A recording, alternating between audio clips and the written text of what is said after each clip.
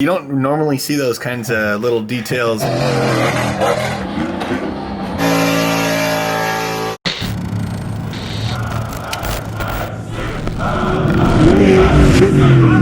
Hey guys, so we're out here at Cam Shop. What city are we in? We're in Santee, California, 92071, baby. Santee is East County.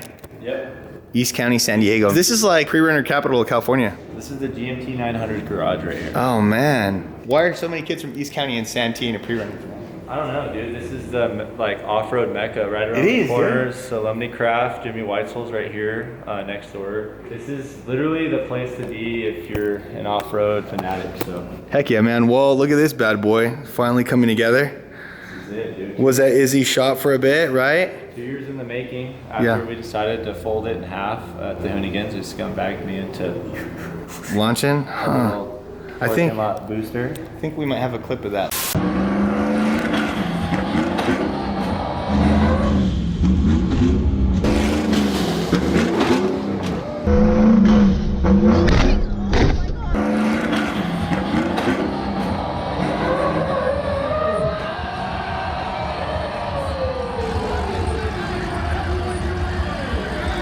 Well, we jumped in the pit to do a little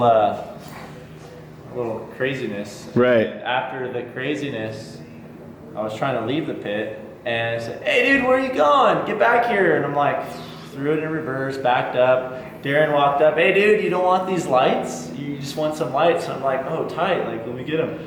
And next thing I know, the whole crowd's going double stack. Oh my god. Double stack. Right after Blake did it a couple hours ago.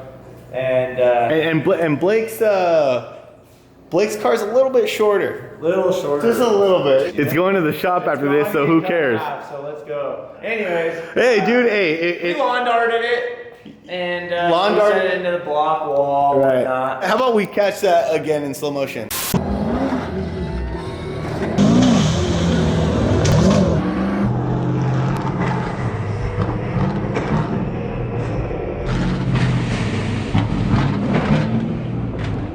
We still drove it on the track after that. You did? Yeah, that's right. Took It it was for just a couple a scoots. You know, the skid plate was the worst part probably. Well, or Yeah. was the rack fine? And the frame was bent. Oh, the frame bent. I didn't know that. That's wild. I think since we met Cam, we're like, dude, we gotta know this guy. He would drive the hell out of this thing. And I think right before LS Fest, I think you had talked to Darren or something, right? I was like, "Yo, you guys got an extra spot? Like, Yeah. let's go." And he's like, "Yeah, dude, cruise out." totally. Like, let's go, you know?" Yeah, so for those of you that don't know, LS Fest is an LS motor like festival where they have drifting, drag racing, off-road, everything.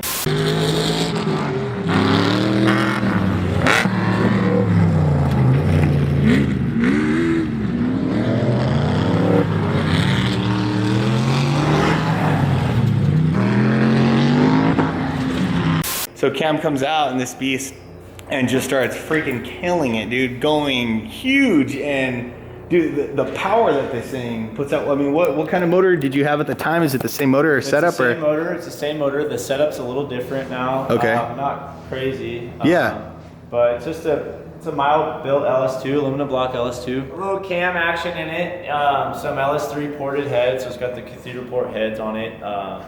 It's an LS2.5 is what I call it. Okay, right all right. there in the middle, you know. Nice. We did new Texas speed headers into a X pipe and dumped it right there behind the back doors. So okay, heck yeah. It should sound pretty healthy the next time we fire her up, but. Ooh man, She's so been sleeping in hibernation for 2 years now. So 2 years, right? Well, in the meantime, he had the Rust Lab.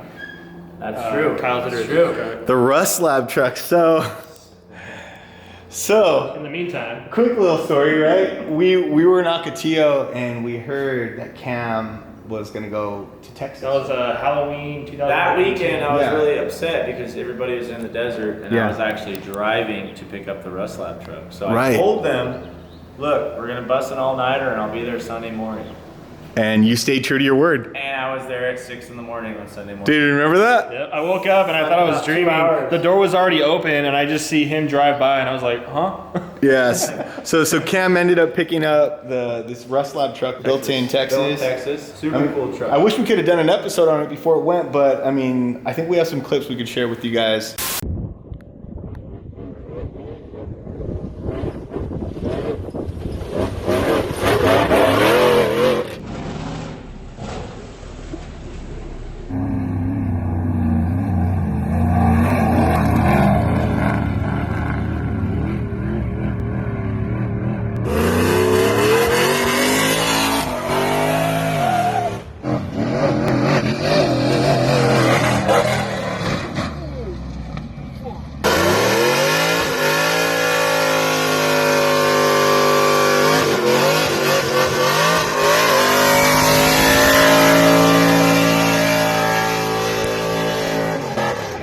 as you guys can see, you freaking hit like double slide pretty well. Double slide, dude. Through the whoops. I mean, that was a pretty far sender. Still to this day, I have not seen anybody land that far in the back of double slide. Huge, huge, man. That was huge. Yeah, it was crazy. Pretty sure that was the first jump you did the day you got it. It was. It was the same morning. I'm pretty sure I got a message from Kyle going like, Already? "Hey, brother, are you kidding me?" Yeah, like, hey man, are you good? Are you out of your goddamn mind? This guy has been like definitely a friend of ours ever since LS Fest.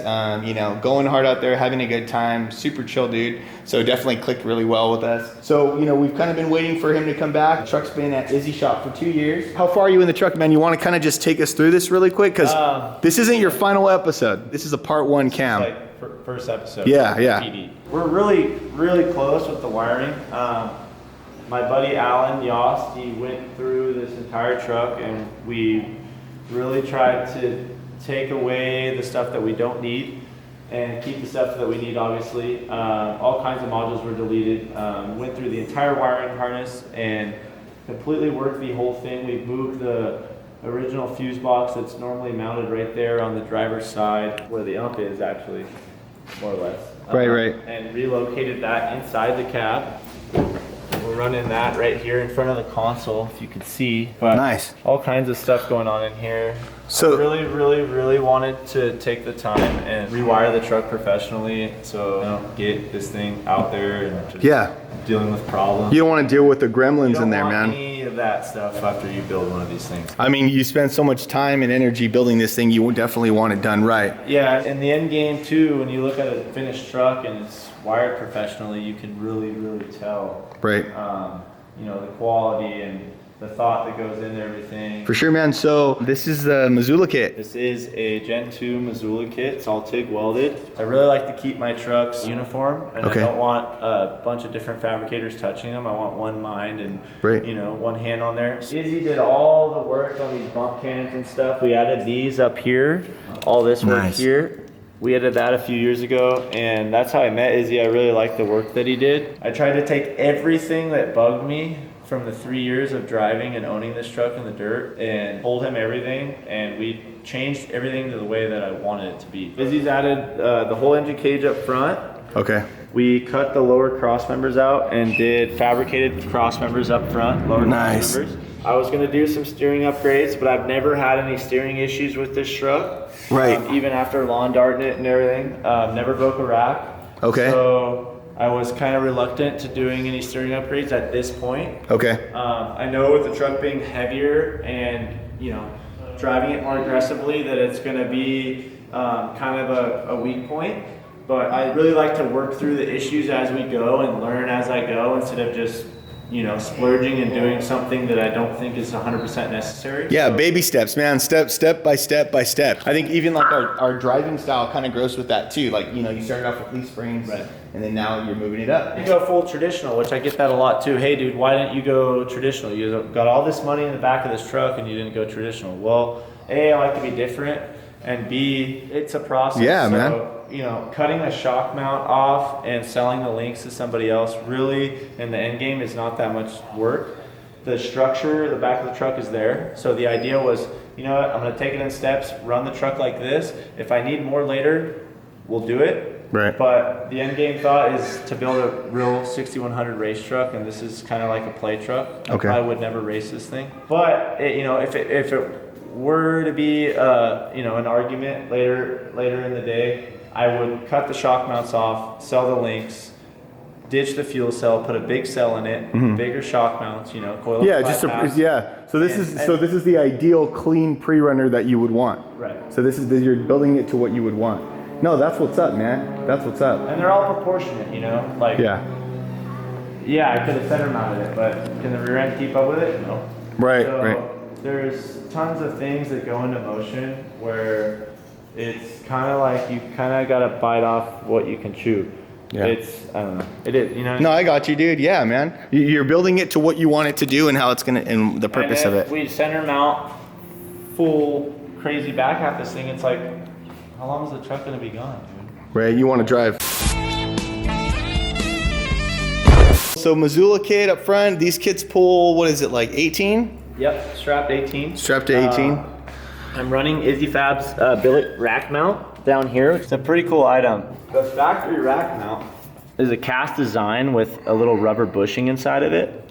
And it doesn't actually hold the rack. If you unloosen the rack, you can slide this right off. The design that Izzy has here, it clamps the rack. So it's got 2 bolts that go through it here that actually hold the rack in place, bolted to the truck. So it doesn't allow any kind of shift of, of the rack. So it really holds it in place. So you said he redid the cage in here, right?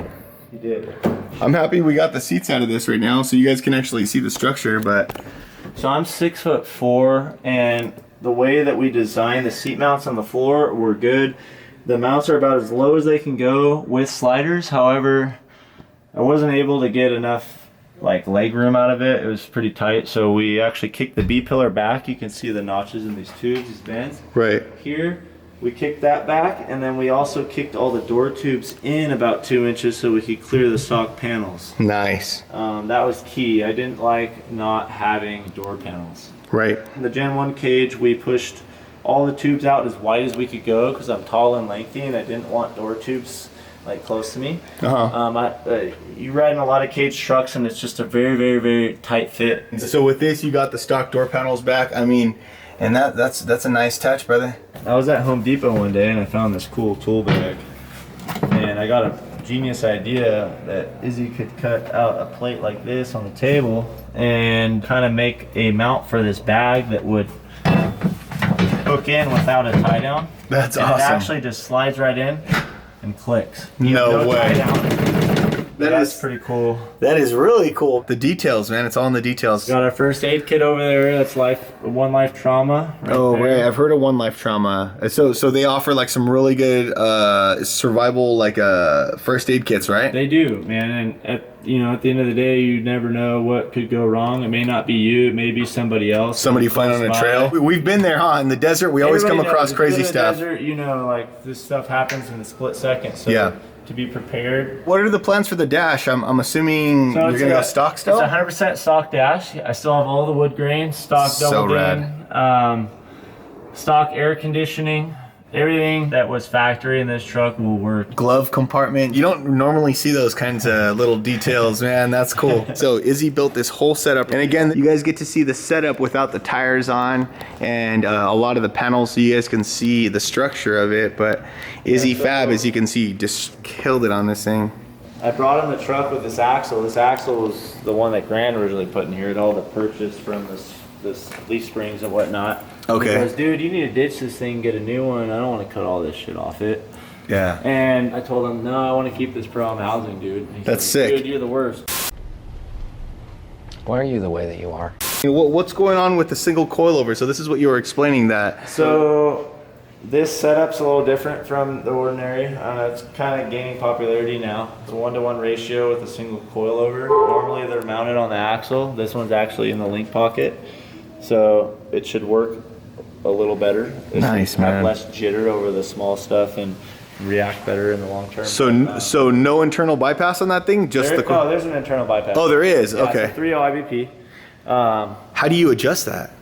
That's all in the valving. Oh, it's all in the valving. It's all okay. in the valving. Just had down south kind of put a base valve in it, Okay. And we're gonna go testing and try to get the spring rate right. I was gonna go with a bigger 3.5 coilover, but I was told that there's limited spring rates for bigger coilovers because it's more rare to run a 3.5 coilover. What is the setup of this called? This is called a short course setup. The short course. Right on. It's a little different having, like I said, having a full fabricated lower link. Normally they're just a straight tube. With this back half kit that Izzy did, this is a 11.5-inch frame kick. So with the truck fully bumped out, the axle sits all the way up here. Oh, wow. So that's tons of up travel. It's up there. Do you guys know what numbers you guys are going to have in the back of this thing? This thing cycles about 21 inches. 21 inches. What you think about that? I want to see it. You want to see it? Me too, man. I'm excited. Tell me about these exhausts, man. This looks amazing. This whole setup. Bald eagles fly out. Is this where it comes out of? Where all the bald eagles fly out. So he's going to be running the dual spares, which is pretty cool. Thank you guys for checking out Cam's episode. We cannot wait to see this guy behind the wheel of this thing. There's a lot of pent up driving in there, huh? You're ready to drive. Yeah, I think a lot of people are ready to see it go too. Definitely. Shout out to the homie Izzy for killing it on this thing. He did an amazing job. Again, stay tuned for some updates on this thing. If you guys like what we're doing, subscribe to the channel below, comment, hit up Cam if you have any questions about the truck, hit up Izzy Fab if you have any questions about some of the work that he's done on this thing. And yeah, see you guys in the desert.